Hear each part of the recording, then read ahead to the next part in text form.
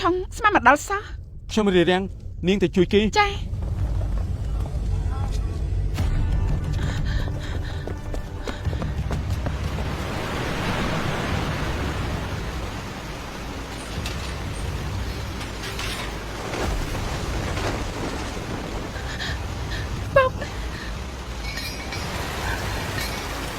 ឆាប់ឡើង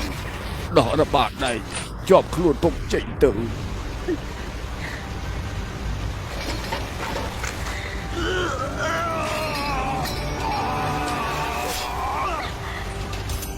ថយទៅក្រោយទៅ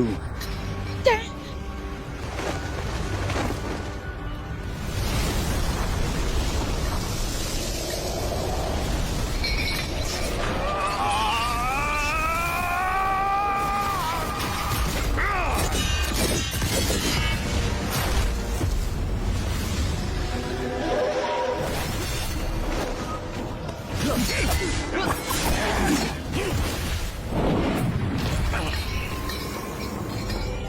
เร็วคาร์โร่เรือลังเลื่อนส่งกระรบลูกครูส่งกระรบลูกครูគោរពលោកគ្រូ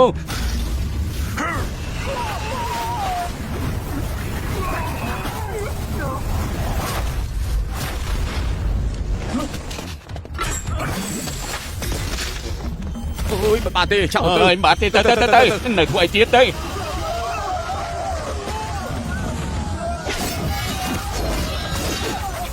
អភ័យទោសផងលោកគ្រូ អភ័យទោសផងលោកគ្រូ អភ័យទោសផងលោកគ្រូ អភ័យទោសផងលោកគ្រូ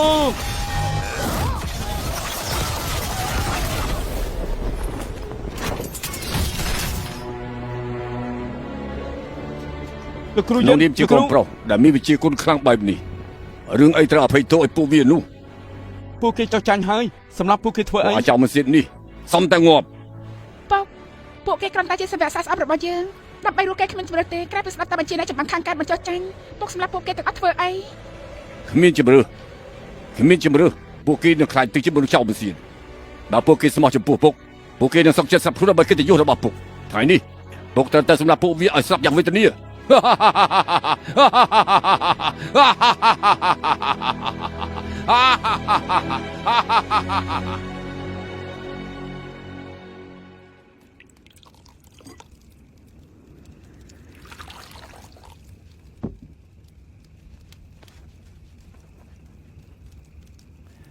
លីអ៊ូឆុងអាចជួយជីវិតយើងហើយមានតំណែងជ្រាលជ្រៅជាមួយកូនស្រីយើងធ្លាប់មើលស្រាលនឹងកាយហានរបស់ឯងចង់មកចូលរួមជាមួយយើងដើម្បីសម្រេចមហិច្ឆតារបស់ឯងទេបាច់ទេខ្ញុំនឹងចេញពីភ្នំនេះដើម្បីដើរពនេចរម្នាក់ឯងលីងហ៊ូឆុងឯងហាត់គុណកន្លះជីវិតទៅហើយតើមិនមែនដើម្បីកិត្តិយសទេជួយខ្ញុំចាត់ការអ្នកចម្បាំងមិនចោះចាញ់ខាងកើតរួចឲ្យមកបន្តដំណើរជាប្រធានម្ដងទៀតស្ដារភាពត្រឹមត្រូវនៃលទ្ធិស័ក្តិសិទ្ធិអនាគតឯងគឺជាអ្នកទី2របស់ខ្ញុំព្រមទាំងអ្នកផ្សេងទៀតអរគុណសម្រាប់សំណុំពរលោកគ្រូលីងហ៊ូឆុងខ្ញុំមិនត្រូវការគេឈ្មោះពួកយើងដើរផ្លូវខុសគ្នាលីហើយបងឆុងនៅទីនេះតើខ្ញុំពេញចិត្តឲ្យកូនស្រីខ្ញុំរៀបការជាមួយឯងកុំបាក់មុខខ្ញុំអីឬមួយឯងមិនខ្លាចបាក់ហោះសាន់ក្តៅក្រហាយទេនិកាយពួកខ្ញុំប្រកាន់ជាប់រឿងពឹង100ឆ្នាំរកផ្លូវរួចខ្លួនឯងដោយបំផ្លាញអ្នកដទៃមិនល្អនោះទេថ្ងៃនេះប៉ុណ្ណឹងចុះលីហើយ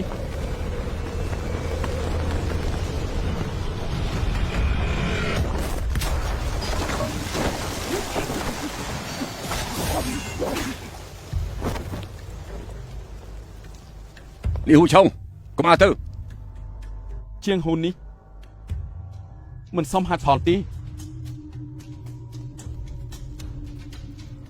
លោកពុកខ្ញុំជាអ្នកសម្រេចច្បត់លីងហ៊ូជួយទេបើលើកនេះពុកសងកូនគេបាច់ជាសត្រូវលោកពុកឲ្យខ្ញុំរស់នៅចាំមិនទៅ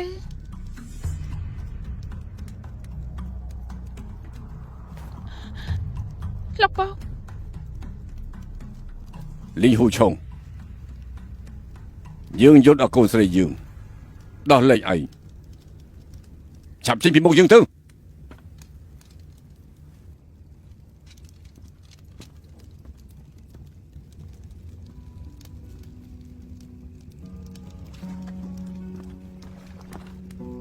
បងឆុង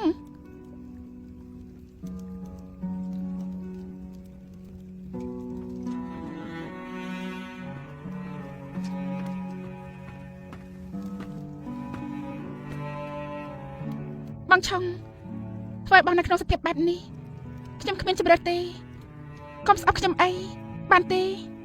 ខឹងឯងយ៉ាងម៉េចបញ្ហានៅជាងហ៊ុននេះមិននឹងអាចជាបំណងប្រាថ្នាខ្ញុំ តែបំណងប្រាថ្នាខ្ញុំបងប្រហែលជាយល់ហើយ គួរឲ្យស្ដាយ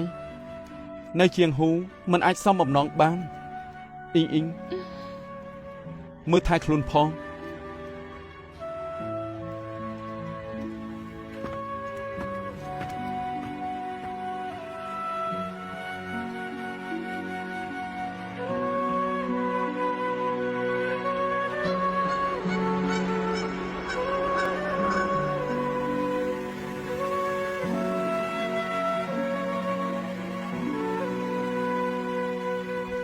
សាច់បងហើយសាច់បងបងមកហើយ សាច់ច្បង អូពួកចំអស់ឯងនេះចាំខ្ញុំនៅទីនេះហ៎ សាច់បងមានរបួសត្រង់ណាទេ សិស្សច្បងឯងអស់ចាបែបនេះមិននឹងអាចមានរបួសទៅ ពួកខ្ញុំរៀបចំស្រានៅម្ហូបរួចហើយត្រាយយប់នេះមិនស្វឹងមិនឈប់ បានទៅ មែន ទៅ ហើ យើ យតា មិនស្វឹងមិនឈប់ មិនស្វឹងមិនឈប់ទៅ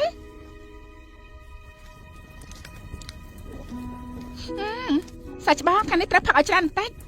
សាច់បងសាកមើលបន្តិចទៅ ជប់គ្នាដល់សមមុន ហើយឯងធ្វើស្អី ភ្លៀងឡើយ អញទៅដល់ពីសាច់បងរលាមកឯងហើយណាចាំមើលទៅ សាច់ច្បងនៅពេលដែលសាច់ច្បងមកវិញពួកយើងទៅហោះសារជាមួយគ្នាជប់មកកន្លែងនិយាយនេះទៀត កុំនិយាយ លោកពុកខ្ញុំមិនតន់ត្រឡប់មកវិញទេ តាមសមត្ថភាពរបស់លោកគ្រូគាត់មិនកើតអីទេគាត់កំពុងពិភាក្សាយុទ្ធសាស្ត្រជាមួយអ្នកដឹកនាំនិកាយ4ទៀតគាត់សន្យាជាមួយបងថាស្អែកនេះពួកយើងចេញមកដោយសុវត្ថិភាពនាំបងត្រឡប់ទៅហោះសារ យ៉ាប្រសាទណាស់សាច់ច្បងអាចារ្យសាច់ច្បងនៅពេលដែលសាច់ច្បងត្រូវបណ្ដឹងចេញពីហោះសារនោះពួកខ្ញុំនាំគ្នាបង្អត់អាហារតែរាយខាងក្រៅបើសិនជាមានអ្នកណាហ៊ានមកដេកសាច់ច្បងចេញពីបាក់ហោះសារទៀតអាស្វាលោកខ្ញុំនេះខ្ញុំទី1ខ្ញុំបម្រើគាត់ដំបូងគេខ្ពស់បំផុតចំនួនទី18 មែនហើយពីថ្ងៃនេះតទៅមួយវិនាទីនេះពួកយើងក៏មិនឃ្លាតឆ្ងាយពីគ្នាដែរល្អទេ ល្អ មកសាច់ច្បងបងថាលោកពុកទីបំផុតគាត់បានបដូរចិត្តហើយ មួយជីវិតនេះមានពួកឯងជាដៃគូគ្រប់គ្រាន់សម្រាប់ខ្ញុំហើយមកហូបសាច់ដុំធំផឹកស្រាចានធំស្អែកនេះចាំត្រឡប់ទៅហោះសានពួកយើងបំភ្លេចរឿងឈឺចាប់ទាំងអស់នេះពួកយើងនៅលើភ្នំជាងហ៊ូរហូត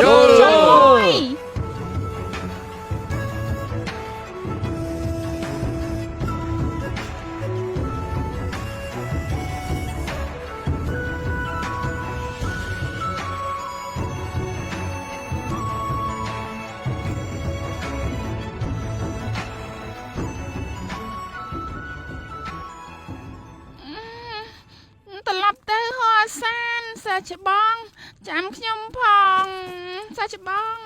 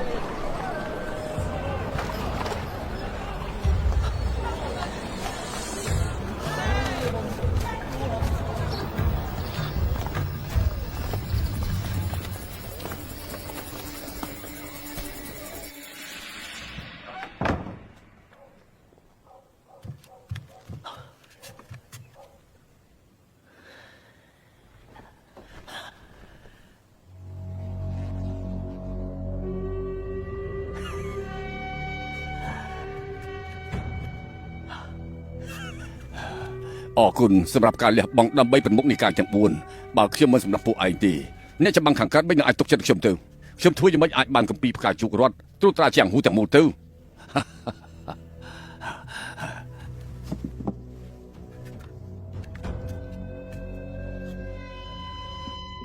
ពេលដល់ថ្ងៃបុណ្យសែនភ្នំខ្ញុំនឹងសម្អាតសពពួកឯងទាំង4ដើម្បីបញ្ជាក់ពីការគោរព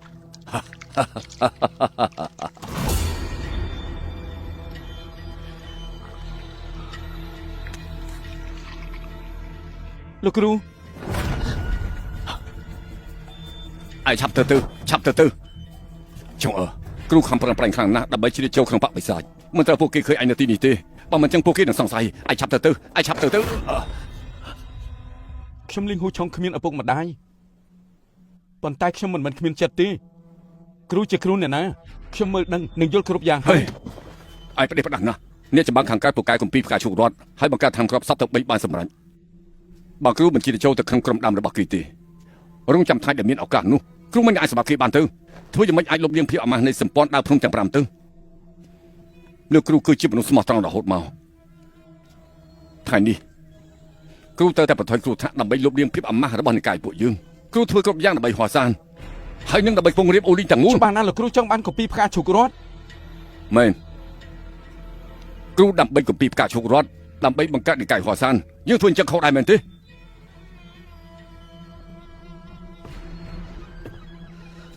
ចុងបើសិនជាគ្រូមានធម្មពលខាងជាងនេះថ្ងៃនោះនៅលើព្រំហោះសានគ្រូមិនឲ្យជាប់លីងធានមើលងាយឯងមិនឲ្យគេគំរាមកំហែងនិកាយរបស់ពួកយើងតែមូលទេ ប៉ុន្តែលោកគ្រូក៏មិនអាចជួយបិសាចដែរមិនអាចធ្វើបាបមិត្តភក្តិទេ បើអញ្ចឹងតើឲ្យគ្រូគិតយ៉ាងម៉េចទៅអ្នកចាំបាំងខាងកើតបង្ខំឲ្យគ្រូលេបថ្នាំសពទាំង3បើគ្រូមិនស្ដាប់តាមគេទេគ្រូប្រហែលជាគ្មានជីវិតរស់ដល់ពេលនេះទេ តែគ្រូជាមេបកនិកាយហោះសាន មែនហើយ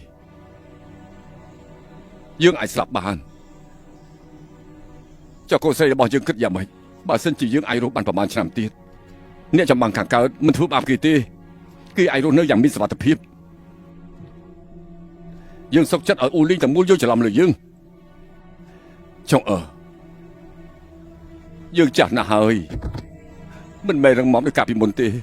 ថ្ងៃនេះយើងឈឺចាប់ណាស់អ្វីដែលយើងត្រូវការគឺរស់នៅក្នុងលោកនេះមើលកូនស្រីរបស់យើងមិនឲ្យនរណាធ្វើបាបកូនស្រីរបស់យើង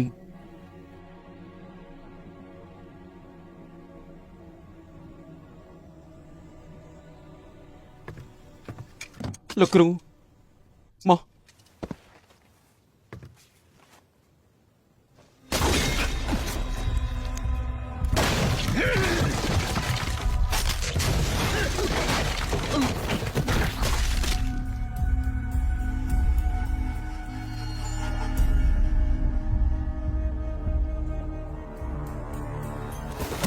ឆុងឯងជាសិស្សរបស់យើងបញ្ជាក់ប្រាប់អាចជាលើកចុងក្រោយថាយើងគឺជាអ្នកត្រួតត្រាក្រោមមេឃនេះ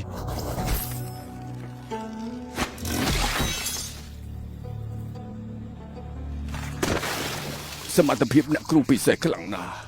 មិនជឿចាប់ទេឥឡូវដល់សល់ឆ្នាំក្របសពទាំង3ទៀតទេមានទេ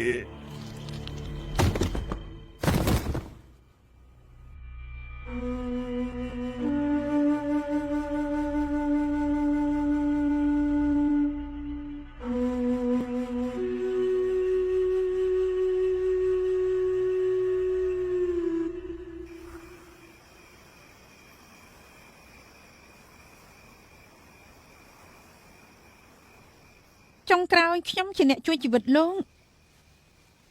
កធ្លាប់ជួយជីវិតខ្ញុំជួយជីវិតលោកនិងខ្ញុំមិនជំពាក់គ្នាបើលោកចង់ទេខ្ញុំមិនខាត់លោកទេ មិត្តរួមដំណើររបស់ខ្ញុំលើកមុនក៏អ្នកនាងជួយដែរមែនទេអ្នកនាងជួយជីវិតខ្ញុំលើសពីម្ដង យ៉ាងណាដឹងហើយអញ្ចឹងមកវិញធ្វើអីទៀតត្រូវចេញពីជាងហ៊ូននេះតែយ៉ាងស្ងប់ស្ងាត់មែនទេ អ្នកនាងភ្លេចហើយខ្ញុំធ្លាប់ប្រាប់ថាចង់នាំនាងចេញពីទីនេះទៅមើលសមុទ្រមើលព្រិលទឹកកក